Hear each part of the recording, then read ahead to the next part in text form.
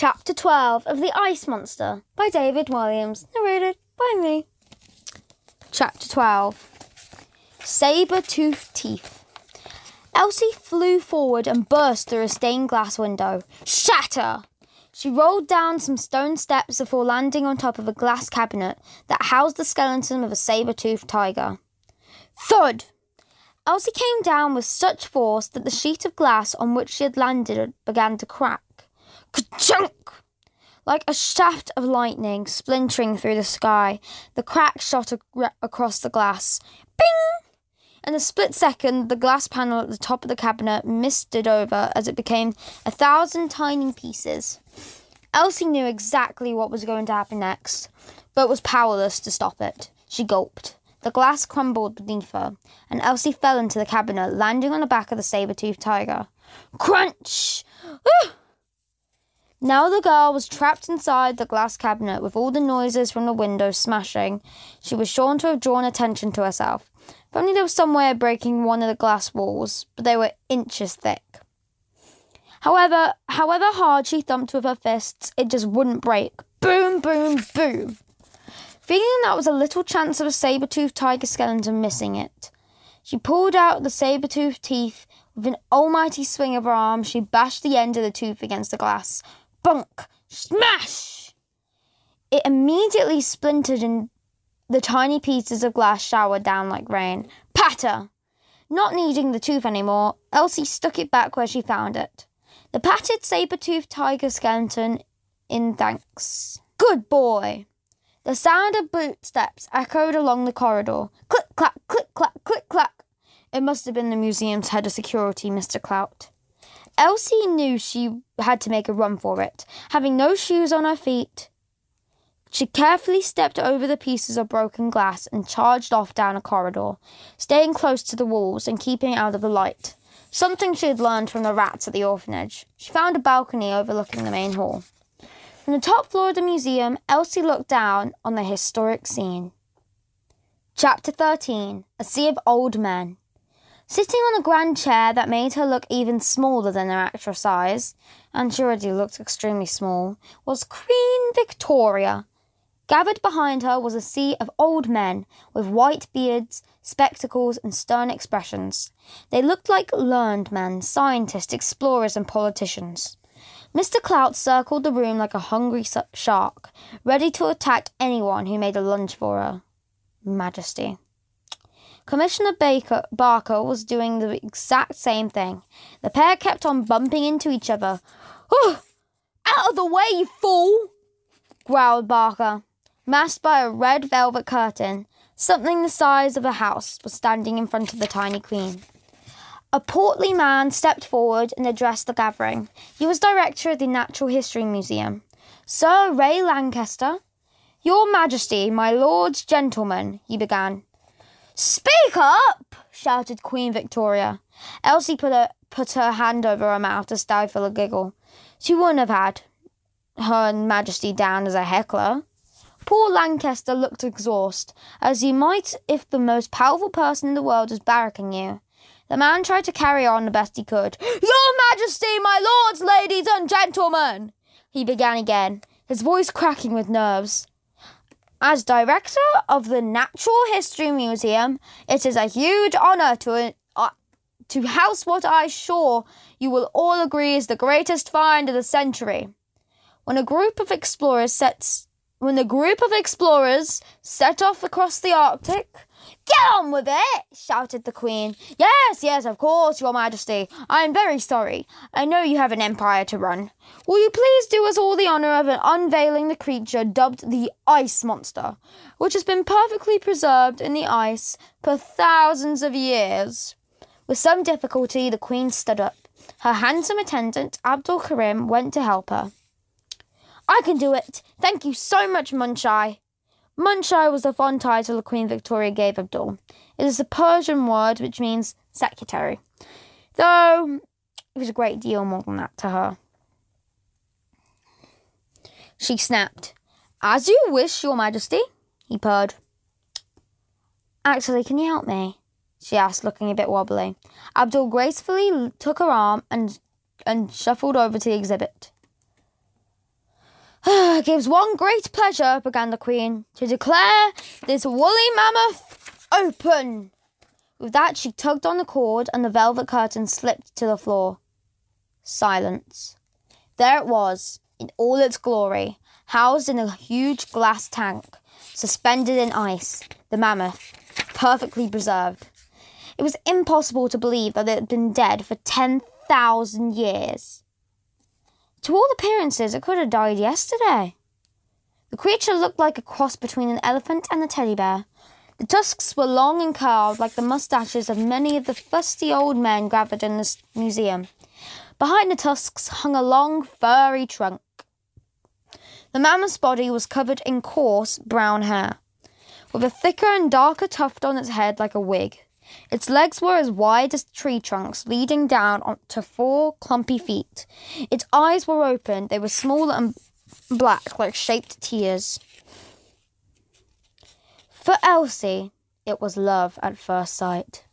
This was the most beautiful thing she had ever seen. Her heart soared and her mind began dancing with pictures. Here she was stroking the animal's fur. There she was riding on its back. Then she was being held by its long furry trunk. Just as she was flying off into a land of make-believe, Elsie sensed someone standing right behind her. The girl was frozen in fear, but she couldn't even turn her head to look round. Then she felt a hand come to rest on her shoulder. Elsie gasped for air to let out a cry. Huh? But she couldn't. A hand was covering her mouth. Chapter 14. Dead as dead could be. Shush! Came the voice behind her. Don't give yourself away! Elsie knew that voice. It was the only adult voice she ever remembered speaking to in her tone of kindness. Dottie's. Elsie turned round and whispered, Thank goodness it's you. Everyone is looking for you, young miss. Oh, I know I'm not supposed to be here. Oh, you don't say, replied the cleaning lady. Truth be told, I'm not supposed to be here either. A humble cleaner isn't allowed to be in the same room as her Queen, the Majesty. Her Majesty the Queen? Dottie looked at the girl as if she was bonkers. That's what I said. But I couldn't resist being here. I love our Queen. Dottie gazed down proudly at the lady. Oh, that reminds me, I must buy a stamp. 2 stories below, the Queen was looking up at the frozen creature. Well, so this is the famous ice monster? Yes, ma'am, replied the director. It is a huge feat of engineering for the museum to keep the animal's body conserved like this. That pipe you can see hanging down from the ceiling blows cold air into the tank through that hatch to keep the ice in its packed. It is packed in frozen. It is a little bit small for a monster. Lancaster was once again blindsided by the lady. Well, he spluttered. I can only apologise, Your Majesty, but this mammoth is probably only a year or so old. 'Tis a child, really. The Queen looked lost in thought for a moment. Have you got any bigger ones? Lancaster looked desperately around at the faces for assembled great and good for help, but none came. No, I'm afraid not, ma'am. Finding any prehistoric creature, let alone one in such perfect condition, is extremely rare. This is the find of the century. My dear departed husband, Prince Albert, would have liked it. Such a shame he isn't here with me to see this. Albert loved animals. I'm more of an opera fan myself, aren't I, Munchie? Her elegant companion smiled weakly. You have a unique singing voice, Your Majesty. His weary answer made the old lady chuckle. The chuckle turned into a cough. A concerned Abdul steadied her. Thank you, Munchie. I don't know what I would do without you. Nor me without you, Your Majesty. The unlikely pair shared a smile. Then the Queen looked back up the mammoth. Does it do anything? She inquired. I'm so sorry, Majesty, but what do you mean? Replied Lancaster. Sweat was now pouring off his brow. Like a trick? she asked with a girlish excitement. The museum's director paused before he spoke, gathering his thoughts. Sadly not, Your Majesty. The creature has been dead for 10,000 years. So, as dead goes. I would say you can't get any much deader. It's as dead could be. Oh, that is a shame. I suppose it is rather pretty if you like that sort of thing. Which I do. Lancaster shuffled awkwardly. Do you have any other questions, Your Majesty? The Queen thought for a moment. When are we having the tea and cake? I was dragged halfway across London to come here. These days I don't like to leave the palace too much. At my age it all becomes a bit of a bother. But my eyes lit up at the promise of tea and cake, you see, and I haven't seen so much as a scone. I meant any questions about the mammoth, Your Majesty. The what? The creature here? No, replied the Queen with her customary bluntness. Shame it's dead already, came a deep voice from the shadows of the hall. Or I would shoot it. All heads turned to see who had been so rudely interrupted Her Majesty the Queen. Chapter 15. Extinction Business. Out of the darkness stepped a figure dressed in a pith helmet, knee-high lace-up boots and a nacky coat. A plume of grey cigar smoke followed it. Who the blaze is that? Demanded the Queen, struggling to see.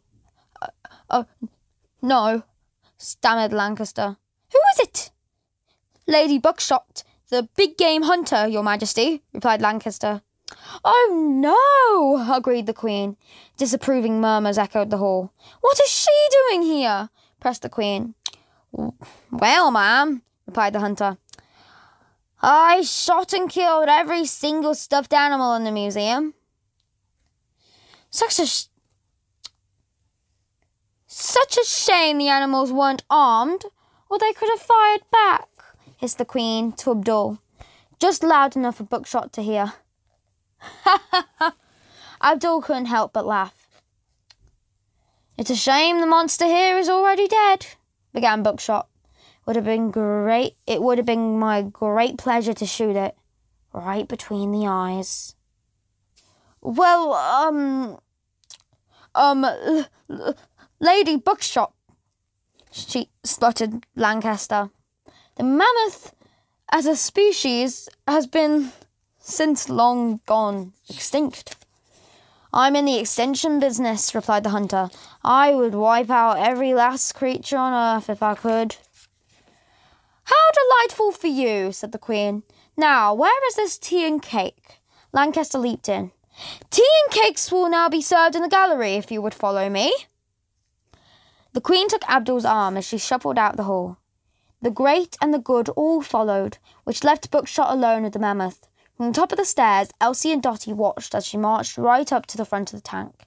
There she mimed, taking out a shotgun, loading it and firing it. Boom! She even provided a sound effect before miming the mammoth's brains splurging out. She chuckled to herself before drifting back into the shadows. Now only Elsie and Dotty were left in the main hall.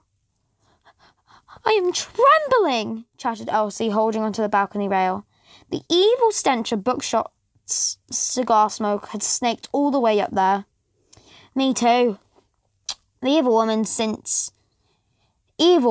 she's always dragging in some poor tiger or lion she'd shot, with a wicked grin on her face. So, now she's gone. Do we dare? Asked the girl. Dare what? Replied the cleaning lady. Do we dare to go down and take a closer look? Dotty shook her head. Oh, Elsie, you'll get me into deep doo-doo. Let's just have a very, very, very quick look. When a girl put in that way, it was hard to say no. A very quick look? Asked Dotty. A glance, really. A glimpse? Less than a glimpse. A peep. A peek? Exactly, replied Elsie. Dotty sighed heavily. All right, then. Let's have a peek at this mammoth.